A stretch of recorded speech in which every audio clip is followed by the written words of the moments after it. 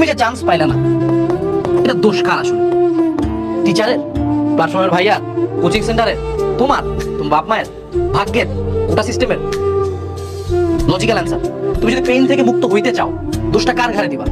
যদি instant relief চাও, দোষটা দিবা মানুষের ঘাড়ে, যে এই প্ল্যাটফর্মে টিচার, এই যে কোটা সিস্টেম, আমি চান্স পাইনি এই জন্য। এটা ইনস্ট্যান্ট রিলিফ দিবে, but deep down inside you know এটা প্রপার রিজন না। তুমি যে চান্স পাও নাই, এটা সবচেয়ে বড় দোষ কার?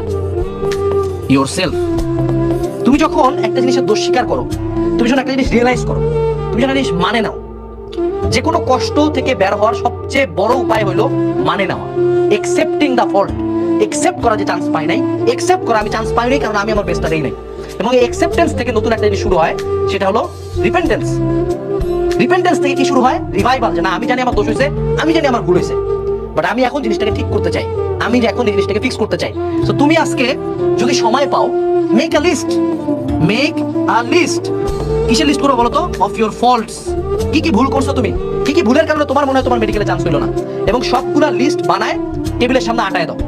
তোমার যে এই যে খারাপ লাগা, অপমান, এটার কারণে তুমি চাইলে হাতে চুরি বসে পরে সুন্দর মতো রুমের মধ্যে সাবনুরের মতো বিছানার মধ্যে ধাপ দিয়ে যায়, কাঁদো, মেডিকেল হয় না। You can do this.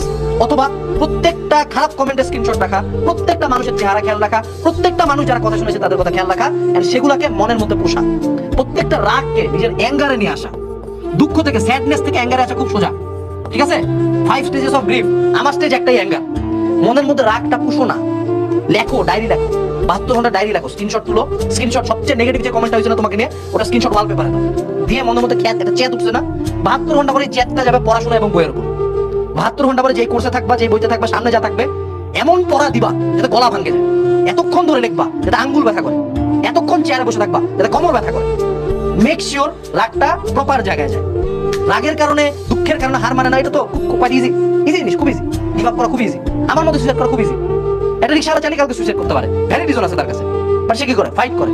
So be that guy, be that girl, fight করো। অ্যাঙ্গারটাকে জায়গা মতো কাজে লাগাও।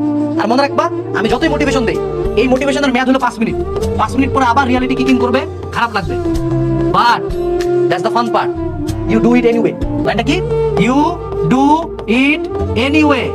আজকে তুমি চান্স পাও নাই, একটু তোমাকে খেয়াল করাই দেই তো। ওই যে অ্যাডমিশন টাইমে কয়েকটা দিন যে বাইরে ঘুরতে গেছিলা, খেলা আছে না? ওই যে পুরো রাজ্যে ফোনগুলো স্ক্রল করতেছিলা, খেলা আছে না? তোর বন্ধুরা পড়তেছিল, তুই তো স্ক্রল করতেছিলা। ওই যে প্রেম করতেছিলা খুবই, ওই যে অনলাইনে একদম বিশাল বড় হিরো হয়ে গেছিলা। ওই যে একদিন পড়ার কথা ছিল, পড়ো নাই। ওই যে এক্সামটা দেওয়ার কথা ছিল, দিতে গেলা না।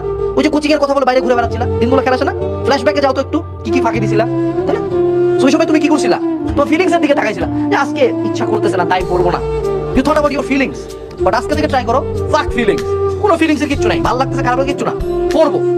যতক্ষণ পর্যন্ত আমার পাবলিকে একটা সিট না হয়, আমি পড়বো। যতক্ষণ পর্যন্ত ওদের মুখটা চুপ না হয়, আমি পড়বো।